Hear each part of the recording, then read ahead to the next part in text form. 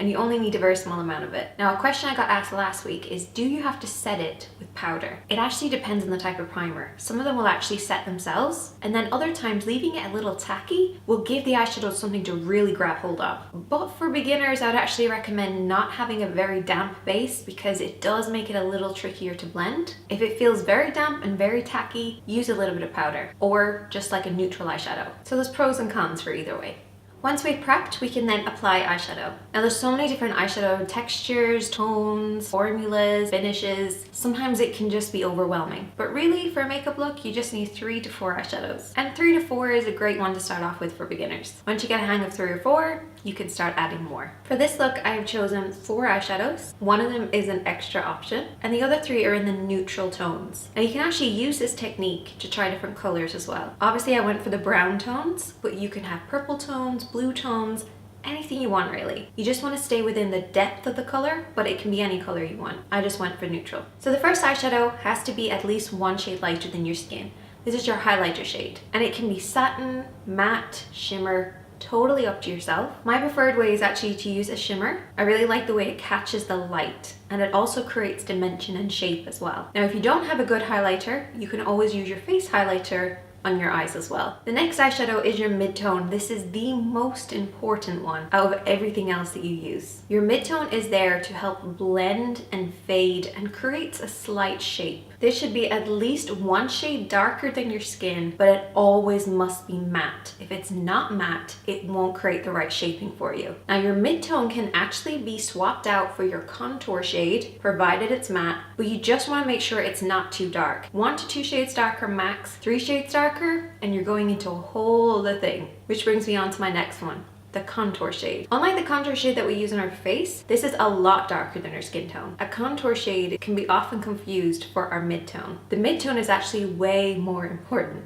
A contour shade can be absolutely anything. It can be matte, shimmer, you name it, everything goes. But a mid-tone has to remain being matte, and it can't be too dark either. So just make sure you don't confuse your mid-tone and your contour shade. The easiest way to remember that is that your mid-tone is off on its own, and your highlight and your contour shade are basically doing exactly the same thing, just the opposite. So your highlight shade is bringing in the light, and the contour shade is adding in the depth, but your mid-tone is for blending everything. Now you guys see I also have a black in here. I'd recommend having a black in your palette just so you can deepen and darken anything that you want, or you can use it as liner, you can use it to smudge out eyeliner, totally up to yourself. Your black doesn't even have to be black. It can be a dark purple, dark navy, very dark ashy brown. Depends on your skin tone, your eye color. I just went for black. Once you've picked out your eyeshadows, it's then time to pick out your brushes. So I typically use 2 to 4 brushes, kind of depends on the look that I'm going to create. The first one is your flat brush. This basically replaces sponge tip applicators and your fingertips. This is used for picking up and applying the eyeshadow. So you can apply eyeshadows or pigments, highlighters, contours, whatever it might be. This is the best way to apply it. It will really sit well on the lid and it will grab hold of the skin. So it's going to be great for beginners if you're struggling to get your eyeshadows to show up. Now, depending on where you hold it on the handle, this will change the pressure that you're applying the eyeshadow with.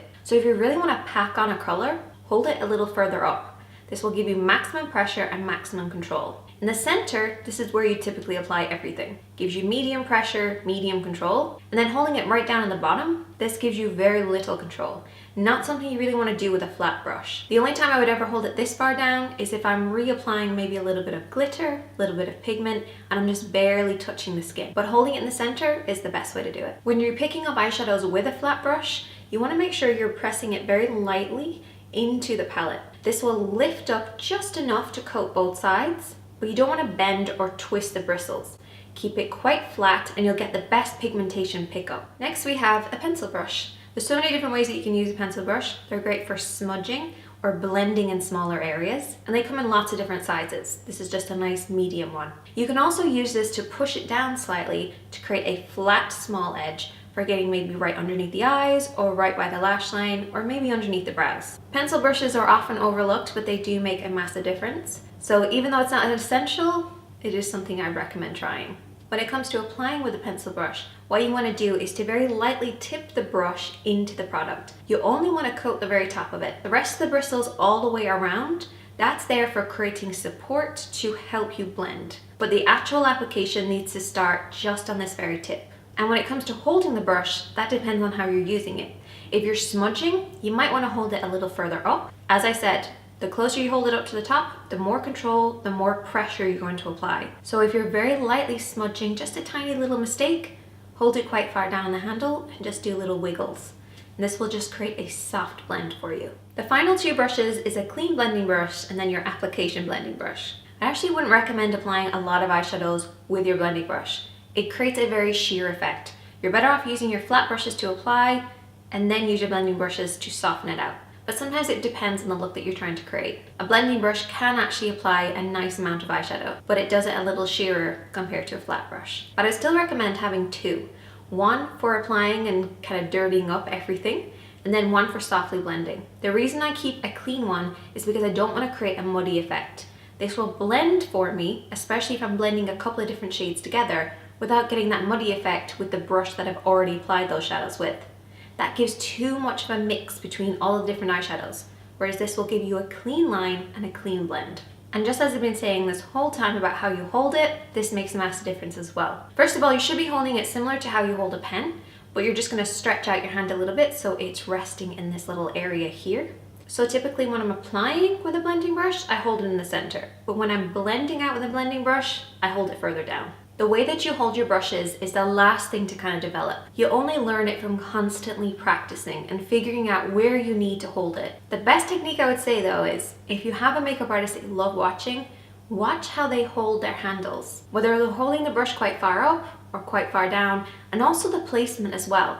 Sometimes they might come at the eye quite low down, high up, keeping it at eye level, or sweeping up. You can learn this technique, but natural makeup artists typically already know how to do it. It's kind of an artistic way, but that doesn't mean that you can't learn it. You just have to really concentrate and eventually you'll become a natural. Now it's time to apply. So we want to start off with the flat brush and the lightest shade that we're going to apply. If you pick up a little bit too much eyeshadow, make sure to tap it back onto the eyeshadow. Don't tap it into the air and don't blow on your brushes, it's unhygienic. I'm starting the lightest shade on that inner corner, pressing it very firmly down. The first place that you touch the skin with the brush will have the most pigment. So make sure this is where you want the concentration of color to be. I'm using a pressing and gliding motion, working from the inner corner and then across the lid. Now for close set eyes, you really want to apply that highlighter in that inner corner. This will open the eyes and push them further apart. For wide set eyes, however, you actually want to start in the center of the lid, blend out and blend in. We don't want a lot of light on this inner corner because our eyes are already too far apart. If you don't know whether you're a close set, balanced or wide set eye, check out the video up here.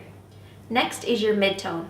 Now you want to keep your eyes open when you're applying your mid-tone. It might feel a little bit strange, but trust me, it definitely helps. So keep your eyes open and start on the outer edge this time and blend inwards. Sweeping over and back, holding the brush right in the center. If you need to softly blend it, hold it a little further down and then softly blend that out.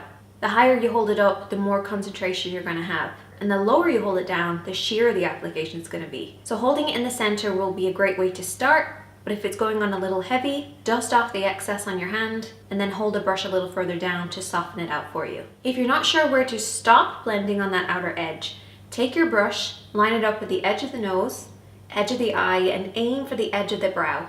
You want to keep the eyeshadows in from this point.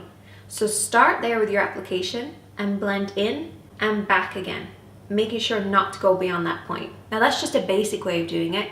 Some looks will need you to drag it outwards, but for an everyday look, that's your stopping point. Contour is the next step, and I'm going to use the same brush for this. So we're going to start this eyeshadow on the outer edge of the eye, but your mid-tone is actually always higher than your contour. So keep that contour nice and low. If you want to really get into that crease, don't be afraid to press down the bristles to create a nice smooth line, and then open up the bristles to blend.